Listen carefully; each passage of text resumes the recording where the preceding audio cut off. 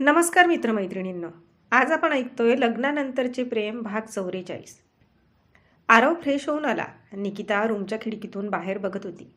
बघत कसली, विचार करत होती. आरवला काय सांगून थांबवायचं याचा. विचाराची लूंग तुटली ती आरवने पाठीमागून तिला मारलेल्या मिठीने. त्याच्या स्पर्शाने तिच्या अंगावर गोड शहारा आला आणि आपोआपच गालावर गुलाब फुलले. माझी क्युटी पाय कसला विचार करते. आरव आपला गाल तिच्या गालावर रब करत बोलला. तशी ती अजूनच शहारली. आरव, तिच्या तोंडून अस्पष्ट आवाज निघाला. तिच्या अशा आवाजाने त्याचेही रोम फुलले होते. त्याने मिठी सोडून तिला आपल्या बाजूला वळवले. तशा तिच्या पापण्या झुकल्या. निकिता, तू अशीच ब्लश करत राहिली तर मला तुला सोडून जावंसं नाही वाटणार. आरव तिचा चेहरा वर करत बोलला. मग नका ना जाऊ, ती त्याच्या डोळ्यात पाहत बोलली. मला पण नाही जायचं आहे, पण अजून फक्त थोडे दिवस, मग मी नेहमी तुझ्याच जवळ असेल, तो समजवण्याच्या सुरात म्हणाला. आधीच आपण इतके दिवस एकमेकांपासून लांब आहोत, निकिता तक्रारीच्या सुरात बोलली. हो का? कुणामुळे? मॅडम, तुमचं तिकीटसुद्धा रेडी होतं, तुम्ही ऐकून तर घेतलं का माझं? आरव तिला चिडवत बोलला. सॉरी ना, ती त्याच्या मिठीत शिरत बोलली. सॉरीची गरज नाही निकिता, तू माझ्या मिठीत आहेस हेच महत्त्वाचं. तोही तिच्या केसांवर हात फिरवत बोलला. तुम्ही दोघे भाऊ बहींना आता नेहमी या गोष्टीची आठवण करून देणार, तीही लटकेच रुसत बोलली. नाही ग माझी स्वीटी, तो तिच्या फोरहेडवर किस करत बोलला. अहो, कंटाळला असाल तर रेस्ट घ्या तुम्ही, निकिता म्हणाली. तू अशी मिठीत आलीस, थकवा कुठे दूर पळाला, तो रोमॅन्टिक अंदाजात बोलला. अहो, ती लाजत बोलली. निकिता, तू असं हे लाजून अहो बोलतेस ना, इथे एक नाजूक गोड कळ उठते ग, तो आपल्या छातीवर बोट ठेवत बोलला. तसं ती लाजून परत त्याच्या मिठीत शिरली. त्याने अजून मिठी घट्ट गेली. बरं ऐक ना, मला एक कॉफी बनवून देशील, तो तिला मिठीतून दूर करत बोलला. आत्ता? R you sure? निकिता गोंधळून बोलली. हो हवी, प्लीज घेऊन ये ना, आरव म्हणाला. ओके बोलून ती कॉफी बनवायला गेली.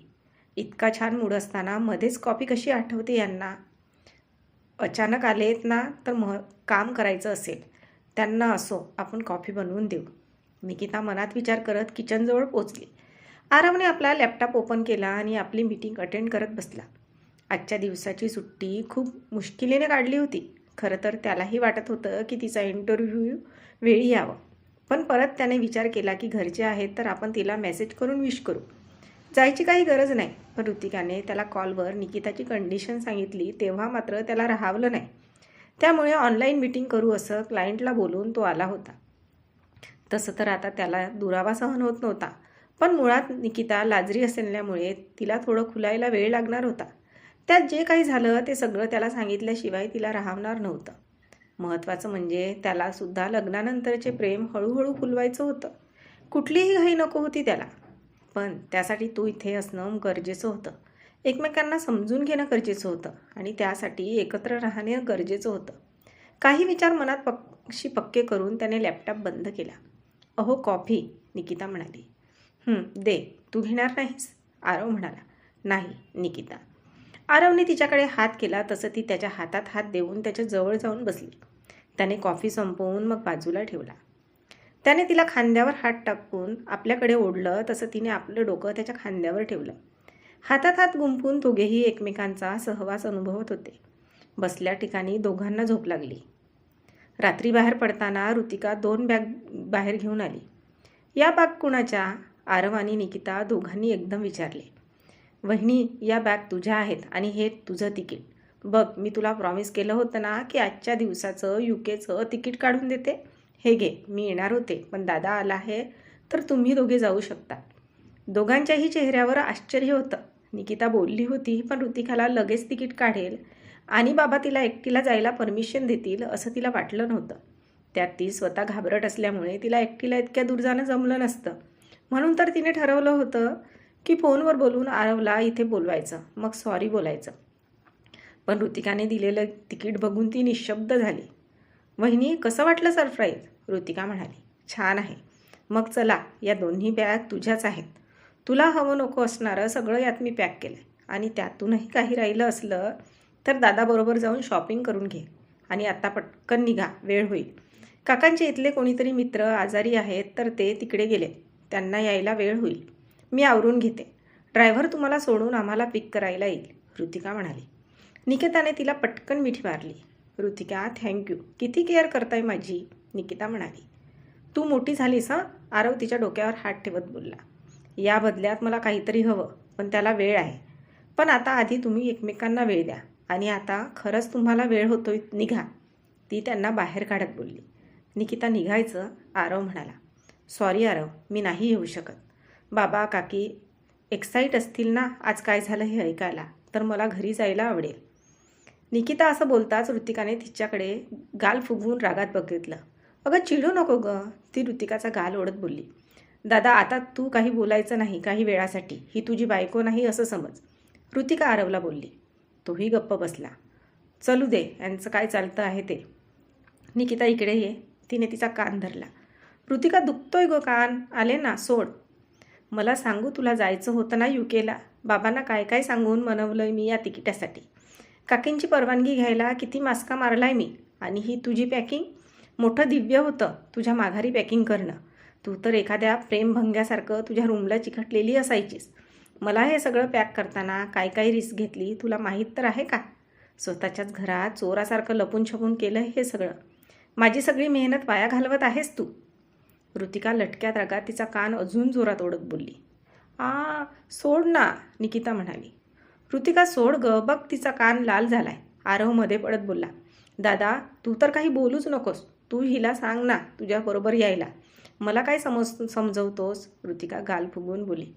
सॉरी म्हटलं ना मी, आणि थँक्यू, पण माझी इतकी काळजी आणि तयारी करण्यासाठी, ती तिच्या गालाचा फुगा फोडत म्हटले. हे बघ मी तिकडे का जाणार होते, आरवना भेटण्यासाठी, त्यांना सॉरी म्हणण्यासाठी, म्हणून तुझ्या मागे लागलेले. पण आरव तर मला इथेच भेटले, मग मी कशाला जाऊ.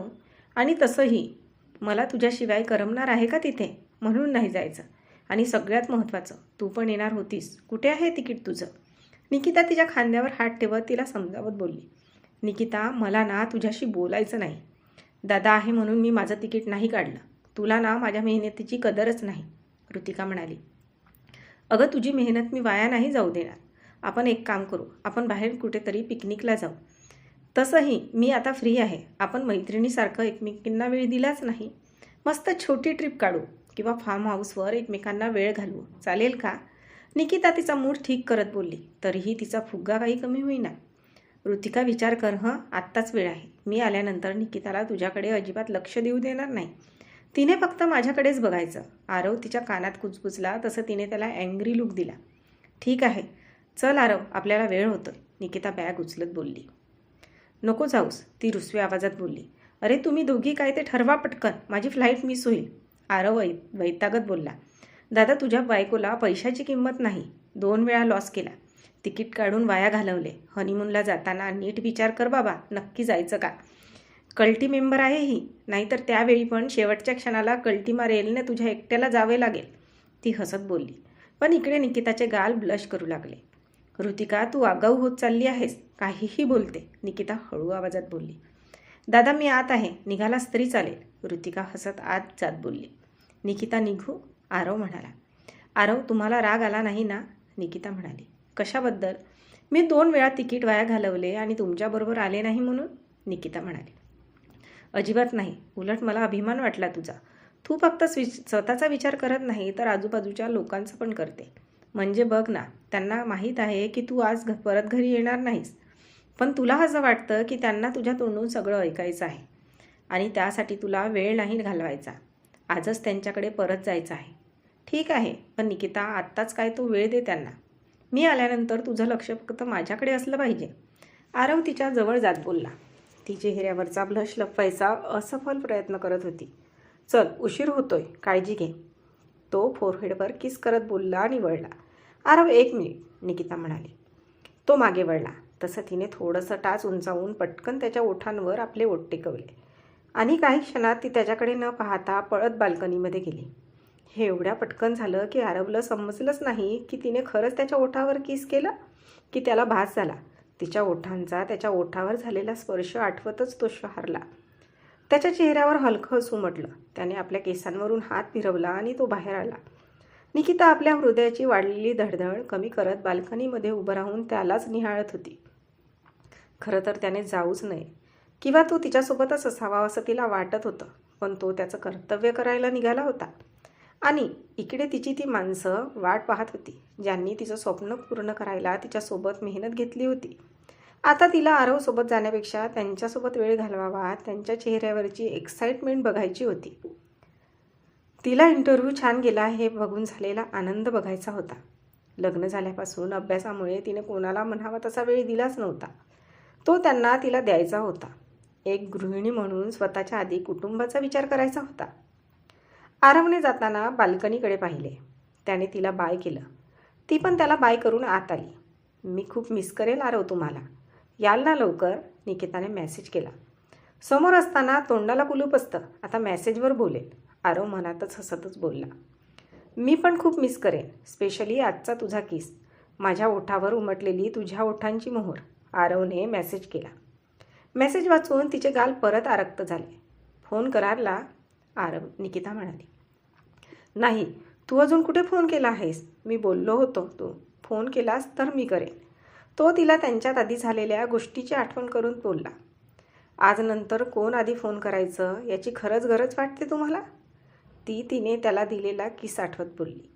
तरीही तुझ्या फोनची वाट पाहीन. कसं आहे ना, मी थोडं काही बोललं की तुझे गाल ब्लश करतात आणि तुझा चेहरा ना तुला दगा देतो. समोरच्या व्यक्तीला लगेच कळतं तू लाजतेस ते, त्यामुळे तू एकटी असताना कॉल करत जा, आरव म्हणाला. हं, ठीक आहे Nikita. Nikita, I love you, Aarav म्हणाला. निकिता मात्र निशब्द होती. अजून किती दिवस वाट बघायची? आरव म्हणाला. खरंच गरज आहे? निकिता, मी थोडाच मनकवडा आहे, जे मला तुझ्या मनातलं समजेल, आरव म्हणाला. तुम्हाला चांगलं कळतं, उगाच तुम्हाला काहीच कळत नाही असं दाखवू नका, निकिता. तरीही मला ऐकायचं आहे. निकिता पुन्हा निशब्द झाली. ओके, राहू दे, या सगळ्याचा बदला आल्यावर घेईन, फक्त काही दिवस थांब, मग जे मला हवं ते घेईन मी. बाय. एअरपोर्ट आलं, पोहोचल्यावर फोन करतो. फ्लाईट टाईम होईपर्यंत एक मेल पाठवायचा आहे. Take care, love you and miss you, Aarav म्हणाला. Miss you too, Nikita. तुला नक्की बोलतं करेन मी निकिता, आरव तिचा मेसेज बघून हसतच बोलला आणि आता तिथून निघाला. ड्रायव्हर त्याला सोडून घरी आला. रात्री सगळे कोल्हापूरसाठी निघाले. आरव आणि निकिता एका दिवसाच्या खूप साऱ्या गोड आठवणी घेऊन आपापल्या रूटला लागले. दोघांच्या चेहऱ्यावरचा आनंद ओसंडून वाहत होता. आरव वाट पाहते, लवकर या, निकिता मनात बोलली आणि तिने मागे सीटवर डोळे बंद करून डोकं टेकवलं. दुसऱ्या दिवशी सकाळी सगळे घरी पोहोचले. निकिताला पाहिल्यावर काकी आणि जयवंत दोघेही आश्चर्यचकित झाले, पण तिला बघून त्यांना आनंदही झाला. खरं तर यशवंत, जयवंत आणि आरवच्या काकी तिघेही सुरुवातीला इंटरव्ह्यू प्रोसेसमधून गेलेच होते, त्यामुळे त्यांना त्यावेळीचे दडपण चांगलंच माहीत होतं. आणि निकिता तर मानाच्या समजल्या जाणाऱ्या परीक्षेच्या मुलाखतीसाठी गेली होती. जिथपर्यंत जाणं इतकं सोपं नसतंच तर खूप मेहनत घेऊन सुद्धा काही वेळा निराशा पदरी पडत असते. प्रत्येक वेळी यश हाती येईल असं नाही, आणि त्यात पण मुलाखतीमध्ये सिलेक्शन नाही झालं तर परत शून्यापासून सुरुवात. निकिता कमी वयात इथपर्यंत पोहोचली होती. त्याचा राजेपाटील कुटुंबाला खूप अभिमान वाटत होता, आणि आज ती आरवसोबत न जाता परत इकडे आली हे बघून तो अभिमान अजून दुणावला होता. आणि का नाही होणार? आजकाल काही मुलींना फक्त दोघांचा संसार हवा असतो, आणि आज सगळ्यांच्या सहमतीने ती आरवसोबत जाणार होती. तरीसुद्धा घरच्यांसाठी ती परत आली होती. नाश्त्याच्या टेबलवर सगळे बसले होते. निकिताने सगळ्यांना नाश्ता सर्व केला आणि आपण पण टेबलवर नाश्ता करायला बसली. कोणीच कोणाशी काही न बोलता नाश्ता करत होते. तुम्ही सगळे इतके शांत का बसला आहात? निकिता शांतता भंग करत बोलली. निकिता, तुला तुझी सासू म्हणजे कजाक सासू वाटली का ग? काकी थोडं नाराज होत रागात बोलल्या. निकिता काही न समजून प्रश्नार्थी नजरेने त्यांच्याकडे पाहिलं. काकी, काय झालं? माझं काही चुकलं का? ती नर्वस होत बोलली. निकिता, तू ना आम्हाला आपलं मानतच नाहीस असं आता आम्हाला वाटायला लागलं. जयवंत पण सिरियस होऊन बोलले, तसं ऋतिका आणि यशवंतनी पण त्यांच्या बोलण्याला साथ दिली. बाबा सॉरी, पण तुम्हाला असं का वाटतं सांगा ना, नेमकी कुठे चुकले मी, मला कळू दे ना, ती आर्जव करत बोलली. दादा, तिचं बरोबर आहे, तिला तिचं काही चुकलं हे कळायला हवं ना, यशवंत म्हणाले. तुझ्या लेखी आमच्या शब्दाला काही किंमत नाही, तू तुझंच खरं करतेस, जयवंत तिला खोटं रागवत बोलले. बाबा अहो, निकिता. थांब, अजून माझं बोलणं संपलं नाही. निकिता शांत बसली. हे सगळे चुकीचा विचार करत आहेत, ती मनातच बोलली. तू आम्हाला परक मानत आहेस हे तुझ्या वागण्यावरून सरळ सरळ दिसतं. जयवंत रागाच्या टोनमध्ये बोलले. हो पण बाबा, मी काय केलंय? मी कधी मांडलं परक तुम्हाला? निकिता हळू आवाजात बोलली. बरोबर बोलतात दादा, तू आम्हाला परक समजते म्हणून अशी वागली, काकी म्हणाल्या. मला कळेल का माझं काय चुकलंय? मी आपलं मानते तुम्हाला म्हणून तर आरवसोबत गेले नाही ना, निकिता कंठ दाटून बोलली. काकी बरोबर बोलता, वहिनी आम्हाला परक समजते, बाकी सगळं राहू दे. हिने माझी मैत्रीण असून पण मला सुद्धा परक समजलं, ऋतिका म्हणाली. ऋतिका, ती अगदी खोवून अगदी रडवेली होऊन बोलली. यशवंत तिच्या बाजूला बसलेले. कोणत्याही क्षणी ती रडणार असं बघून त्यांनी सगळ्यांना कुणावलं, तसे सगळे थोडे शांत झाले. तरी पण ती हिंमत करून बोलली. माझी काय चुकी समजेल का? म्हणजे माझ्या कुठल्या वागण्यातून मी तुम्हाला परक समजते असं वाटलं? कळेल का मला? ती स्वतःला सावरत बोलत होती. हां बरोबर आहे, तुला समजलं पाहिजे तुझं काय चुकलं. तर मग ऐक निकिता, आम्ही तुला आरवकडे जायची परमिशन दिली होती, तिकीट पण काढून दिलेलं, तरीसुद्धा तू गेली नाहीस. याचा अर्थ असाच होतो की तू आमचं ऐकत नाहीस, तुझ्या लेखी आमच्या शब्दाला किंमत नाही, जयवंत म्हणाले. बाबा, यासाठी तुम्ही रागवला होय? निकिता थोडी रिलॅक्स होत बसली. अहो, मी तिकडे आरवला भेटायला जाणार होते, पण तेच मला भेटायला आले. मग कशाला जाऊ तुम्हाला सोडून तिकडे? आणि तसंही लग्न झाल्यापासून स्टडीमुळे मी तुम्हाला सगळ्यांना वेळ देऊ शकले नाही. म्हणजे मला असं वाटतं की लग्न होऊन मुलगी सासरी आली की तिथल्या लोकांशी नातं घट्ट करायला, एकमेकांना समजून घ्यायला, स्वभाव जुळायला पहिले 6 महिने इम्पॉर्टंट असतात. आणि मी तेच तुम्हाला दिले नाही आणि आता मला ते द्यायचे आहेत. परत मग माझा रिझल्ट लागला आणि माझं सिलेक्शन झालं की मला काही वर्ष बाहेर काढावी लागतील. मग मी आत्ता तिकडे गेले असते तर यांच्याबरोबर परत यावं लागलं असतं आणि हे अजून किती महिने तिकडे थांबणार आहेत काय माहीत. म्हणून मला वाटलं की आत्ता हा वेळ तुम्हाला म्हणजे माझ्या कुटुंबाला देणं महत्त्वाचं आहे. त्याशिवाय आपलं नातं घट्ट होणार नाही, म्हणून आले परत, निकिता म्हणाली.